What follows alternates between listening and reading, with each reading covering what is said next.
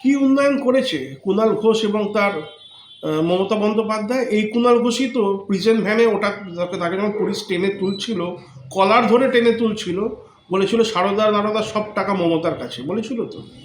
যে এরকম পাল্টিবাজ, তার কথায় আমাদেরকে উত্তর দিতে হবে, এক নম্বর। দ্বিতীয় নম্বর, হিন্দু মুসলিমের রাজনীতি করছে মমতা বন্দ্যোপাধ্যায়। আগে একচেটিয়া কংগ্রেস করে এসছে, এখন তৃণমূল করছে। বিজেপি একটা ন্যাশনালিস্ট পার্টি, কেন্দ্রে সরকার আছে এবং প্রায় 1.5 ডজনের ওপর ভারতের রাজ্য চালাচ্ছেন বিজেপি। এবং মানে প্রত্যেক কটা জায়গায় আমরা দেখতে পাচ্ছি সমানভাবে হিন্দু মুসলিমের উন্নয়নের দিকে নরেন্দ্র মোদীজি ভাবেন। এবং পশ্চিমবঙ্গেও যদি সরকারে আসে, এখানে যে নির্লজ্জ মুসলিম তোষণ মমতা বন্দ্যোপাধ্যায় এবং তার দল করছে, সেটা অন্তত এখানে হবে না। এখানে সাধারণ হিন্দুদের যেভাবে কণ্ঠরোধ করা হচ্ছে, একটা বাবা মায়ের মেয়েকে যখন লাভজিয়া দিয়ে নিয়ে চলে যাচ্ছে, তখন থানায় তারা গেলে থানার পুলিশ তাদেরকে নিয়ে হাসি ঠাট্টা করছে, তাদেরকে নিয়ে পা টেপাচ্ছে, এবং সে মেয়েকে খুঁজে আনো তো দূরের কথা, সে বাড়ির লোকের থেকে তারা টাকা পয়সা নিচ্ছে। এইগুলো সব বন্ধ হবে যখন বিজেপি এখানে সরকারে আসবে। এখানে মা বোনেদের সম্মান নেই, বিশেষ করে হিন্দু মা বোনেদের সম্মান নেই। একতরফা সব কিছু, যাই এখানে হচ্ছে সব কিছু মুসলিম ভোট ব্যাংকে মাথায় রেখে মমতা বন্দ্যোপাধ্যায় এবং অভিষেক বন্দ্যোপাধ্যায় করছে। মমতা বন্দ্যোপাধ্যায়, আমি বলছি, সংখ্যালঘুদের সাথেই আছে, কেবলমাত্র মুসলিমদের সাথে আছে। আরও স্পেসিফিক্যালি বলছি, উনি বাকি এখানে সংখ্যালঘু মানে তো জৈন হবে, বৌদ্ধ হবে, বুদ্ধিস্টরা হবে, তাদের সাথে উনি নেই। শিখেদের ব্যাপারটাও আছে, তাদের সাথে উনি নেই।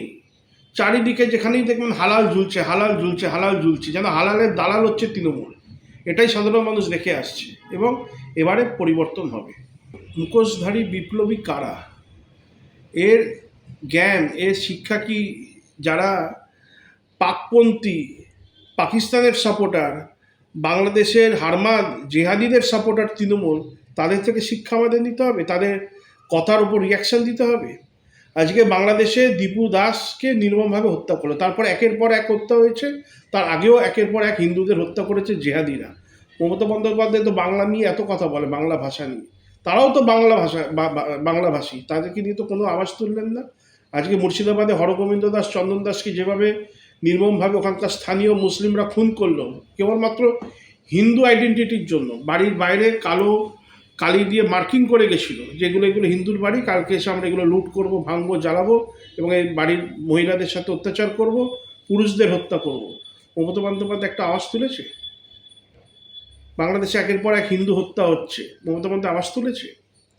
এটা সম্পূর্ণভাবে ভারত বিরোধী শক্তি, হিন্দু বিরোধী শক্তির সাথে হাতে হাত মিলিয়ে পশ্চিমবঙ্গে বসে আছে। এদেরকে শিগগিরই গদি থেকে নামানো। প্রশাসনের তো এটাই কাজ, সেটা হচ্ছে হিন্দুদের ধোলাই দেওয়া আর মুসলমানদের হাতে ধোলাই খাওয়া।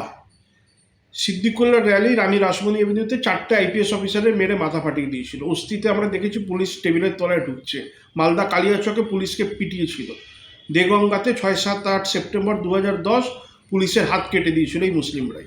এদের কাজ হচ্ছে মুসলমানের হাতে পেটানি খাওয়া, ঘরে গিয়ে বউ বাচ্চাদের লাত জুতো খাওয়া, আর বাইরে বেরিয়ে আবার হিন্দুদের পেটানো। এটাই হচ্ছে এখানকার কাজ। তাই জন্য আমি আমার হিন্দু ছেলেদের বলি যে যেখানেই পুলিশের অত্যাচার দেখবে, সেখানে পুলিশের সাথে চোখে চোখ মিলিয়ে যেরকম পরিস্থিতি সেরকমভাবে পুলিশের ওপরে ব্যবস্থা নেবে। পুলিশদের এক ফোঁটা ভয় পাবে না, কারণ এটা হচ্ছে পশ্চিমবঙ্গের সব থেকে ইলিগাল যদি কারো কাজ করে সেটা হচ্ছে পশ্চিমবঙ্গের পুলিশ। অবশ্যই বাংলা মানুষ মাথা নত করুক, এটা কেউ চায় না। যদি বাংলা মানুষের কেউ মাথা নত করায়, সেটা মমতা বন্দ্যোপাধ্যায় করাচ্ছে, তৃণমূলের নেতারা করাচ্ছে, অভিষেক বন্দ্যোপাধ্যায় করাচ্ছে।